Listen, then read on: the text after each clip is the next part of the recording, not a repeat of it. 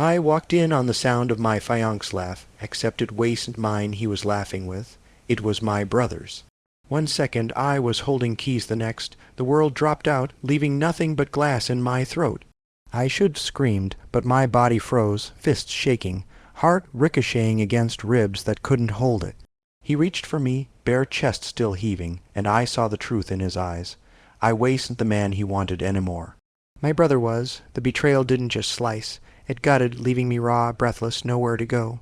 My vision blurred, but I still caught the way his hand lingered on my brother's skin, as if I was already gone. The air tasted of sweat and cheap wine, and I swear I felt their heat on my face like fire that wouldn't burn out. I turned away, but his voice chased me, low, pleading, poisonous, and the only thought left was brutal. If I run now, will I ever stop running? I heard the wrong kind of laughter pervade, breathless, and my hand was already on the rehearsal room door. The knob was warm. I pushed. White shirt on a chair, a crushed boutonniere, my fiancé's voice low and guilty.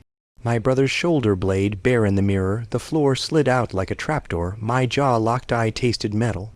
I didn't scream. I counted to 1 and it broke anyway. Cole, the name left my mouth like a stranger. He turned. Liam didn't cover himself. Cole's hand was still on him. Our glass box of vow cards sat open like a throat. We had argued about fonts as if honesty could be printed. I can't explain, Cole said. I laughed, and it cracked. The ring on my finger became a weight. I tore until skin burned and flung it. It skittered and vanished beneath the wardrobe with a sound like a door that wouldn't open again. Miles Cole, don't what? I said. Don't see. Liam gave me the old dare-head worn since childhood. You are going to ruin him, he said. I just got there first. Something inside me blew out its pilot light. I stepped back into the hall, the room still stinking of lilies and champagne and sweat that erases names. Then I ran. The service corridor hummed fluorescent. A server pushed a cart with a white cake and looked through me. I slammed through the kitchen, heat, clatter, lemon clanaran, shouldered the exit. Night hit like a cold towel. The loading dock faced the river. The air smelled of rope and diesel. I bent and breathed until the shaking fell from earthquake to aftershock. My phone filled with names: Cole, Liam, Mom, last came Dad, keep the peace tonight. You can fight the family tomorrow. I powered the screen. Black like I was shutting a person in a box. I needed walls that didn't know me. I cut across the alley past service trucks and stepped under the overpass. Sodium lights trembled. My bow tie hung from my fist. The back seam of my jacket had split. My cufflink silver M bit my palm. I listed facts to drown the one that wanted to own me. I pressed my knuckles to a concrete pillar until pain overruled electricity. Skin split, neat blood rose like proof I was still in a body. Not like this, I told the air, saying it built a small floor. At the end of the lane, a row, lup door stood half down, a rectangle of light on wet pavement. Inside, shelves, a pegboard of tools, a red steel box kind of room where things are named and returned to their hooks. The opposite of my life. I stepped closer because it was something that wasn't calling them. A radio murmured a ball game. A figure moved, broad shoulders under canvas, salt, gray hair catching the light. Not young, not polished. Solid the way a door is solid. He wrote on a clipboard, turned as if head felt weather change in the doorway, and his eyes found me through the gap. He didn't smile, he didn't look away, I didn't knock. For a long second my bones took his measure like they'd found a rhythm outside my skin. I backed away, then forward again, rehearsing a life. He set the pencil down like a fuse he wouldn't light and lifted a hand palm raised, the word wait without sound. I stopped where light ended and dark began. No script, no good options, only a threshold. Behind me, in glittering rooms, Cole would be polishing a story, and Liam would wear the smirk that had gotten him forgiven at 13. Every lie our family liked was probably sliding back into place, ready for reuse. The man moved, not toward me, but toward the pull chain. He lifted the door 2 inches. Warm light breathed out motor oil, orange cleaner, coffee forgotten on a burner. The smell struck like a memory from a life I hadn't lived yet. My knuckles throbbed with my heartbeat. Heat from the room pressed my face like gentle weather. Choices lined up on an invisible bench. Go back upstairs and be bruised by a narrative. Go home and let the walls instruct me, or step into a space that asked nothing but the truth of this second. I looked down. A thin red line had drawn itself across my cuff. The M on the cufflink looked like a label on a body bag. I slid it free and closed my fist until the edges shouted. When I opened my hand, my name lay imprinted in the skin like a signature I could refuse. I exhaled the sound belonged to someone older. Done. I told the night, and meant it without knowing what it meant. I stepped forward. Wet concrete kissed leather, the line of light cut my shoes. I set my palm to the cold metal, and felt the panel shiver like a held breath.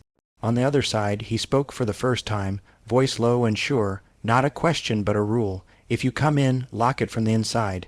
His mouth didn't move again. Neither did mine. I wasn't ready to enter. I wasn't ready to turn back. I stood with the door under my hand and the night at my shoulders, and understood that breaking can sound exactly like choosing. Where was I going? No. And who was I if I stepped over that line? The picture behind my eyes kept looping.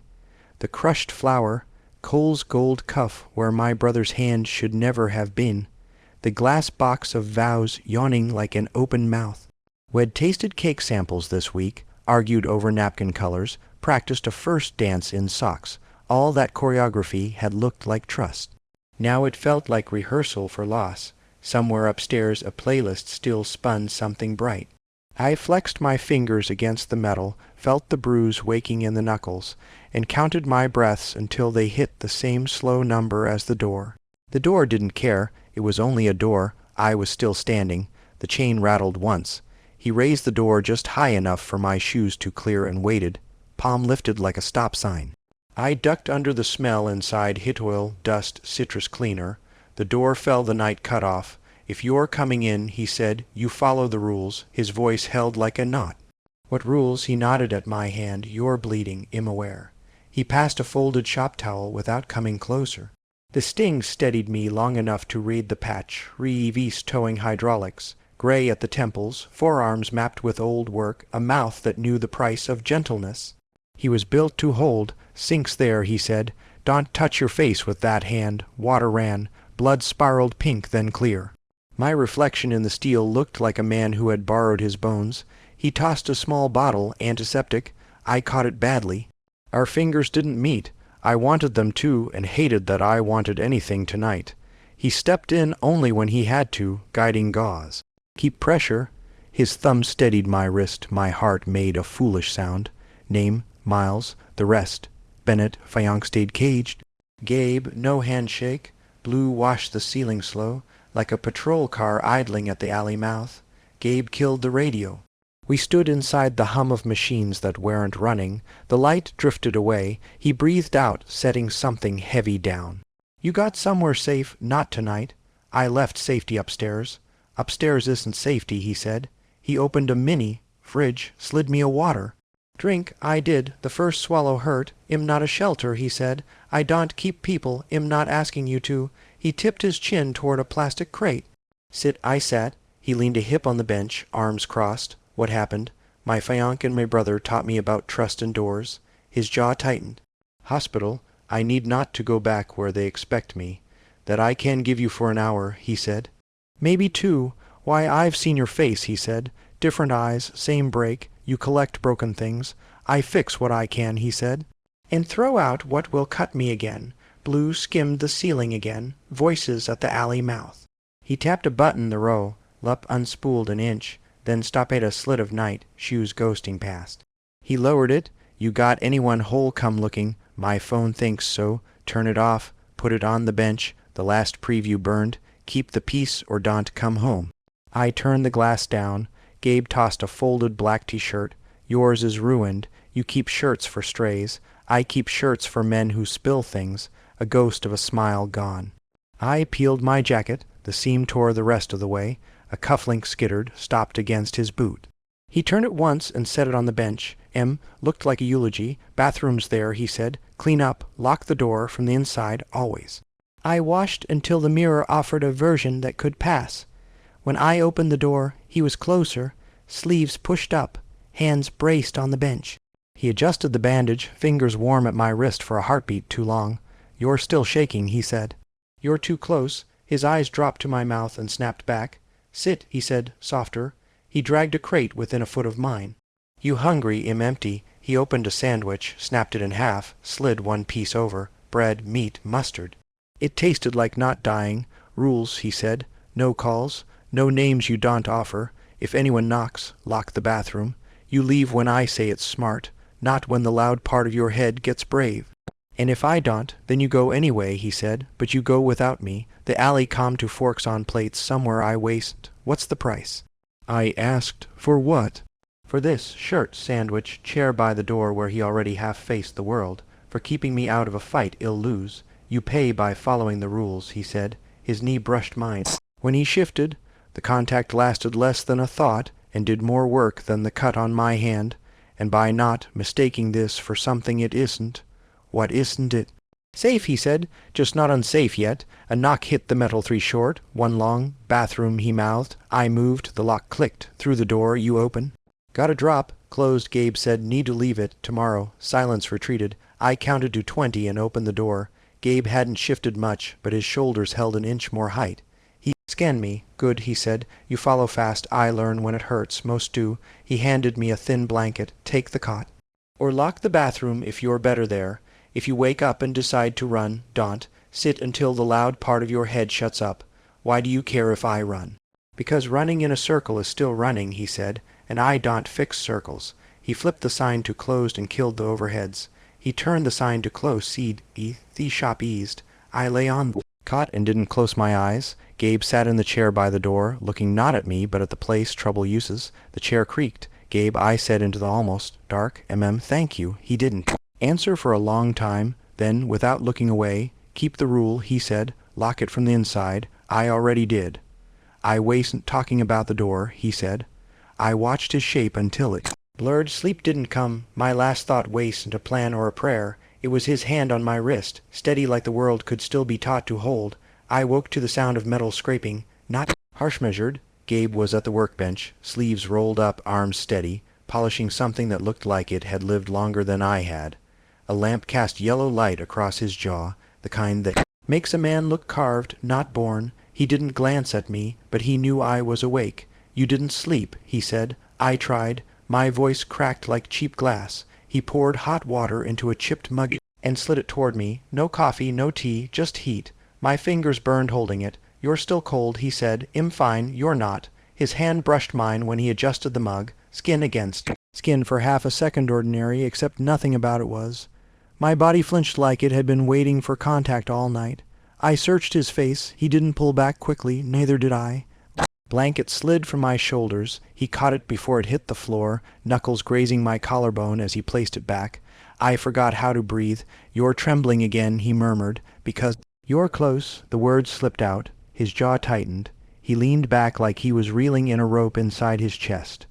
But his ice gray, restless, dropped to my mouth before they snapped away.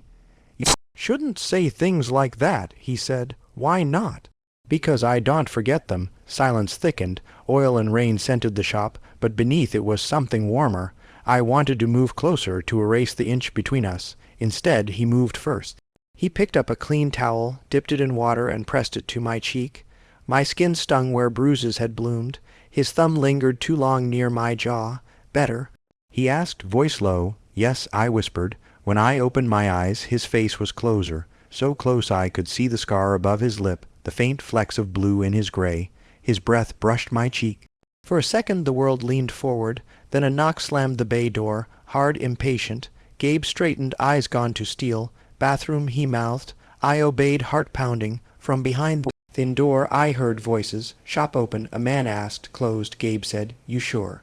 Trucks out front? Closed, he repeated, sharper. Silence, then retreat. I exhaled only when I heard the metal door slam. When I opened the bathroom again, Gabe was standing in the middle of the floor, shoulders rigid. He looked at me not with anger, but with the weight of someone had just chosen not to let the world in. You're not safe yet, he said, but you're safer here than anywhere else tonight. I nodded, throat dry. He tossed me another shirtone of his black and heavy cotton. It smelled like sawdust and soap. Change, he said. His eyes didn't move until I turned away. When I pulled it on, it hung loose, almost swallowing me. He saw.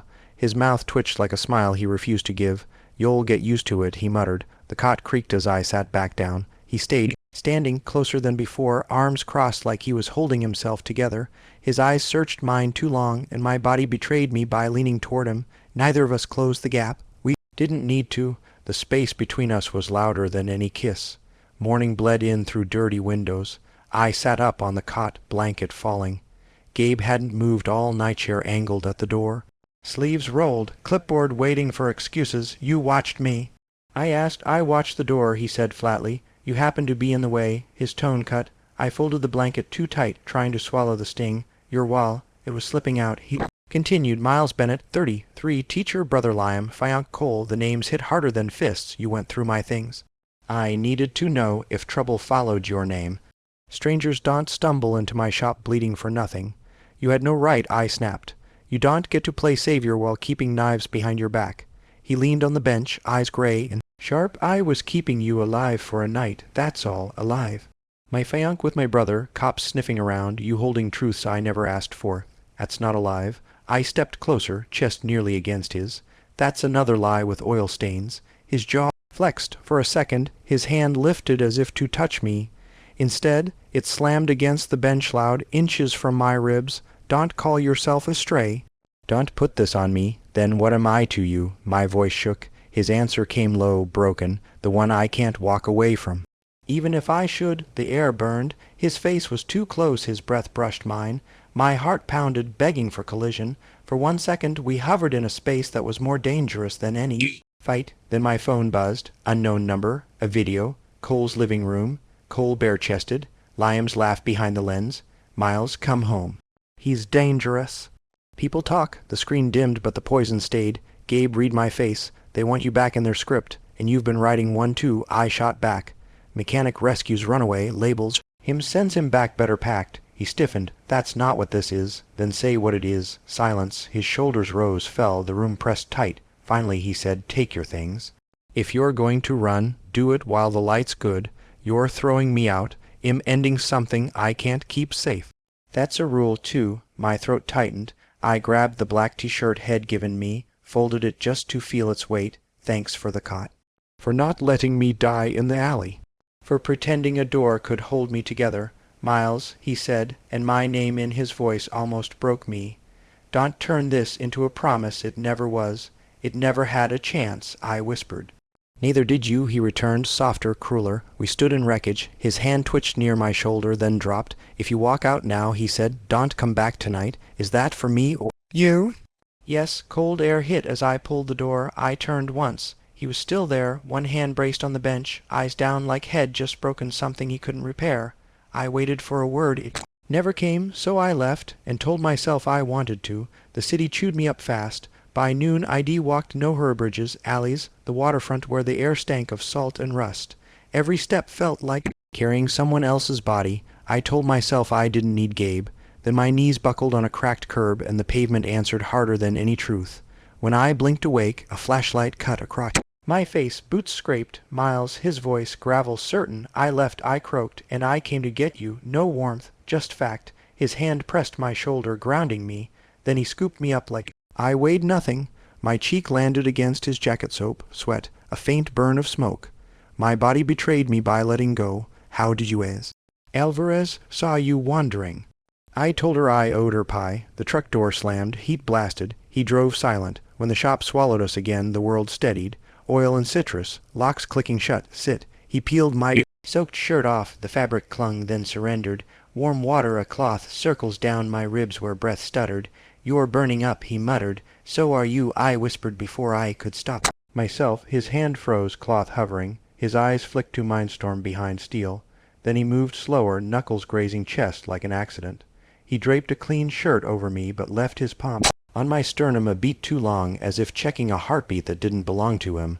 I thought mine might crack under his hand. Soup, he said, turning away too sharply. Drink.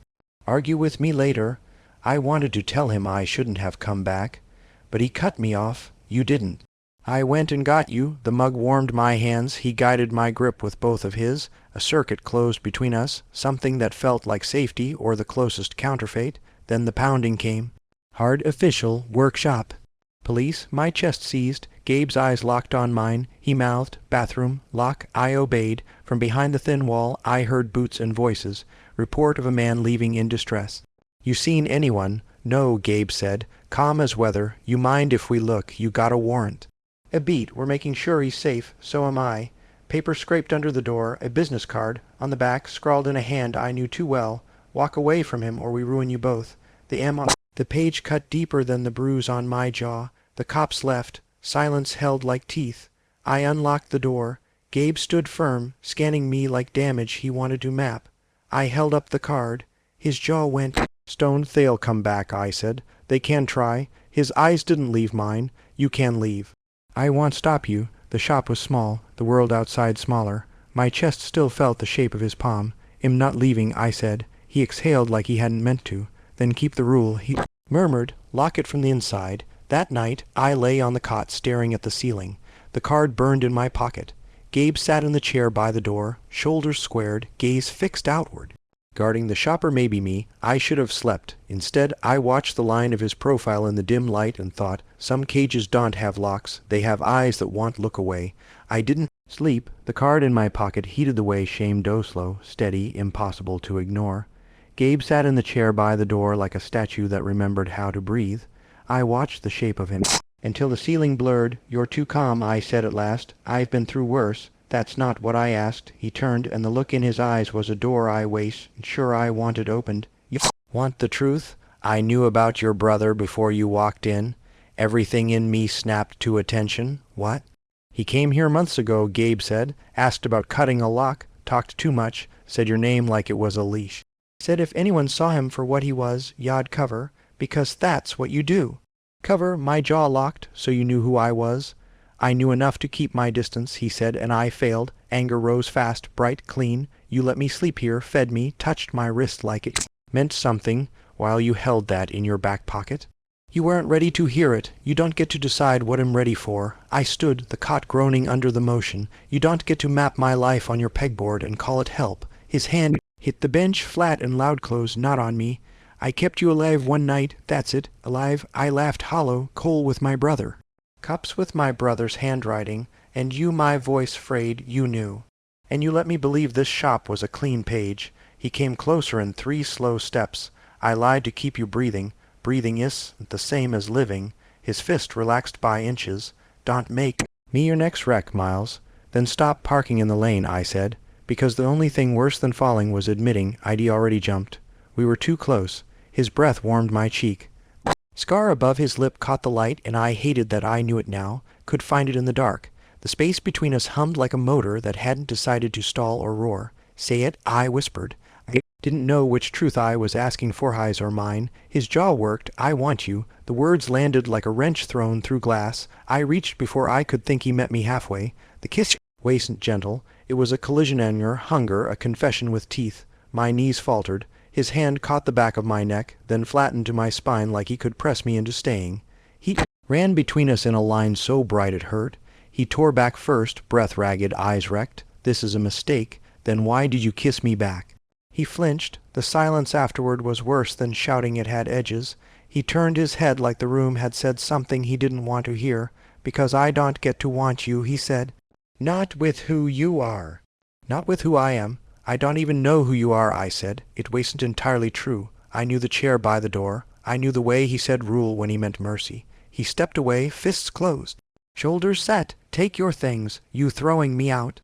I'm ending something I can't keep safe. His voice barely rose, and somehow that hurt more. I don't lose people twice. You didn't lose me, I said, throat tight. You never had me, he nodded.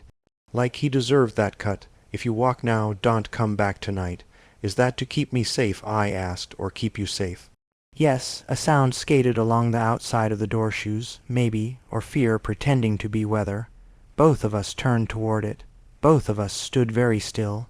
Police could be back, I said. Or someone worse dressed as concern. He didn't take his eyes off the door. Keep the rule, Miles. I picked up the black t-shirt head given me and folded it once, twice, like closing a thought. Card in my pocket bit my leg. For a second I imagined handing it to him, letting him see the M that had carved its initial into my life. I didn't. I wasn't ready to share that shape. Thank you, I said, for the cot, for the water. for telling me when to lock the door. He nodded, a movement so small it might have been a breath. His hand lifted half an inch toward my shoulder, then fell. Don't turn this into a promise. It never was. It never had a chance, I said. Neither did you, he answered, and the way he said it made it a prayer and a condemnation at once. I pulled the bolt. Cold came in like a verdict. I stepped into it. The metal kissed shut behind me. At the mouth of the alley I stopped. The city smelled like rain that hadn't started yet. I pressed my palm to my sternum and felt the echo of his hand there, like heat you carry out of a room. A truck growled to life, a bus hissed, someone laughed in a language that wasn't mine. I waited for him to call my name and hated myself for waiting. He didn't. The card in my pocket cut again. I took it out, bent it until the crease held, and slid it back in. I didn't know where I was going, only that every direction hurt for a different reason. Behind me, the shop stayed dark. Ahead, the street didn't care. I started walking. I walked until my legs burned, until the night swallowed the city into shapes without edges. By the time I stopped, I was outside the station, watching trains leave with people who knew where they belonged. I didn't. The card was still in my pocket, bent down the middle like a scar. I held it once, thought about throwing it on the tracks, but my fingers wouldn't let go. Instead, I shoved it back and sat on a cold bench, the wood creaking under weight that wasn't just mine. Everywhere smelled of steel and wet stone. I leaned back, closed my eyes, and for a second I could almost feel his hand against my chest again, steadying me. It was enough to make me believe I'd imagined it until I opened my eyes and saw his shirt still folded in my bag. I pressed it to my face. The scent of oil and soap hit like a memory you don't want but can't erase. My throat tightened. I whispered into the fabric. You turn around, I'll forgive you. The shirt didn't answer. A train pulled in. For a moment, through the blur of glass, I thought I saw his shoulders in a window solid, familiar, watching me. But when I blinked, it was just another man, faceless, vanishing as the train rolled away. I didn't chase it. I just sat there, holding a shirt that still felt warm even though he wasn't. The world moved. I didn't.